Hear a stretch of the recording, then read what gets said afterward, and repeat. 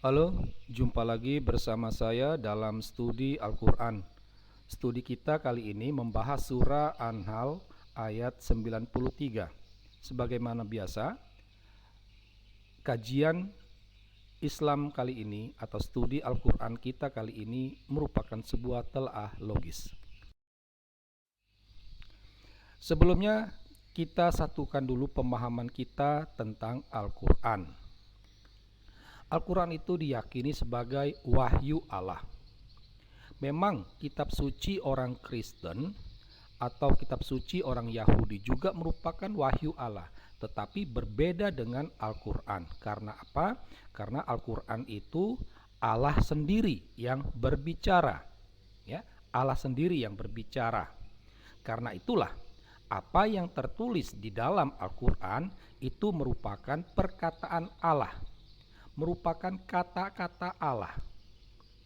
Dan karena Allah itu diyakini maha benar, maka Al-Quran juga dilihat sebagai kebenaran yang meyakinkan. Dalam beberapa ayat Al-Quran, Allah telah mengatakan bahwa Ia telah memudahkan ayat-ayatnya, sehingga dengan demikian umat Islam dapat dengan mudah memahami perkataan Allah ini. Nah, dari sinilah orang melihat bahwa Al-Quran itu merupakan kitab atau keterangan yang jelas atau penjelasan yang sempurna. Kata jelas di sini sering dimaknai dengan dipahami seperti sebagaimana yang tertulis. Nah, sering apa kita melihat klaim yang sering kali disuarakan oleh umat Islam, ya. Misalnya Islam itu merupakan agama kasih, ya. Tapi apakah benar demikian? Kalau kita mengadakan studi tentang ayat-ayat kasih dan kita membandingkan dengan ayat perang, maka tampak jelas bahwa ayat perang jauh lebih kuat daripada ayat kasih. Atau kalau kita mengadakan perbandingan antara ayat kasih dengan ayat membunuh, tampak jelas ayat membunuh lebih kuat daripada ayat kasih. Perintah kasih, ya, perintah kasih yang merupakan wahyu Allah yang harus menjadi kewajiban umat Islam itu nyaris tidak tampak. Seandainya pun ada, itu hanya ditujukan kepada umat Islam sendiri. Dari sinilah orang dapat menilai bahwa Islam bukan agama kasih. Maka klaim Islam itu agama kasih itu hanya omong kosong belaka. Klaim tersebut hanyalah slogan belaka. Nah, kita lihat klaim yang lain, menghormati perbedaan. Sering dikatakan bahwa Islam itu mengajarkan perbedaan, menghormati perbedaan. Dasar yang diambil untuk argumentasi ini adalah surah An-Nahl ayat 93. Dalam wahyu Allah ini ada tertulis, jika Allah menghendaki, niscaya Dia menjadikan kamu satu umat saja. Dari wahyu Allah ini sering umat Islam mengatakan bahwa perbedaan itu suatu keniscayaan. Dengan demikian, Islam menghormati perbedaan. Benarkah demikian? Argumen bahwa Islam menghormati, menghargai perbedaan dengan mendasarkan pada surah An-Nahl ayat 93 adalah lemah. Kenapa? Yang tidak-tidaknya ada dua poin. Yang pertama, apa yang dikutip dari surah An-Nahl tadi itu tidaklah utuh, ya.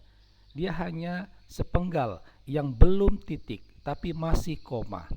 Kalimat utuhnya itu berbunyi sebagai berikut. Dan jika Allah menghendaki, niscaya Dia menjadikan kamu satu umat. tetapi dia menyesatkan siapa yang dia kehendaki dan memberi petunjuk kepada siapa yang dia kehendaki. Nah, di sini tampak jelas, ya, tampak jelas bahwa memang ada perbedaan, tetapi ada yang disesatkan dan ada yang diselamatkan. Ya, diberi petunjuk itu bisa ditafsirkan sebagai diselamatkan. Sedangkan yang tidak diberi petunjuk, yang disesatkan itu berarti dimusnahkan. Dan siapa yang diselamatkan dan siapa yang disesatkan?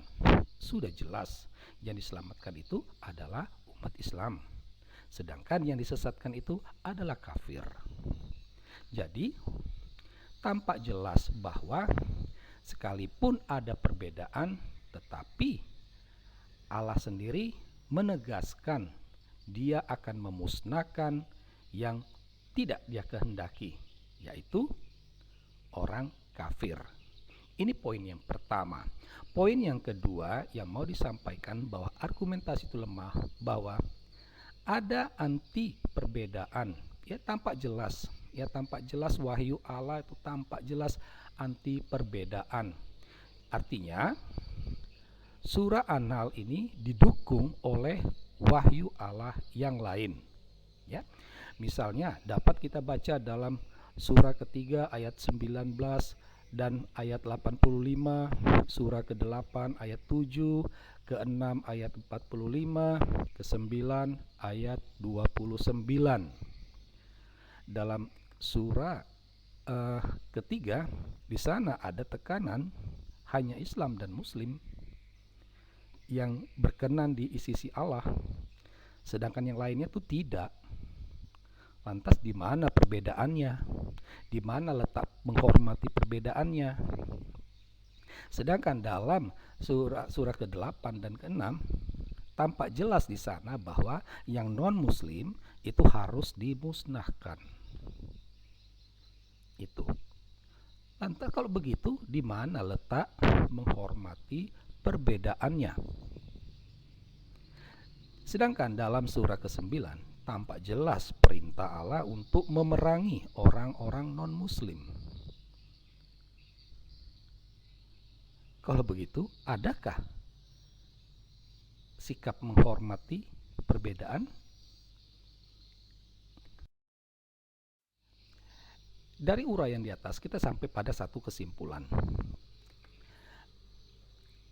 Tampak jelas bahwa Islam membuat pembagian manusia, ya, kaum beriman dan kaum kafir. Yang disebut dengan kaum beriman itu adalah umat Islam, sedangkan kaum kafir itu adalah non-Islam. Memang berbeda, tetapi ada sikap umat Islam. Sikapnya itu terhadap orang kafir itu harus adalah musuh. Orang kafir adalah musuh. Ya. Orang kafir harus dimusnahkan. Jadi, pertanyaan yang dapat diajukan, adakah toleransi dalam Islam? Apakah Islam menghormati perbedaan? Silakan kalian jawab sendiri. Demikianlah studi kita kali ini. Semoga bermanfaat. Sekian dan terima kasih.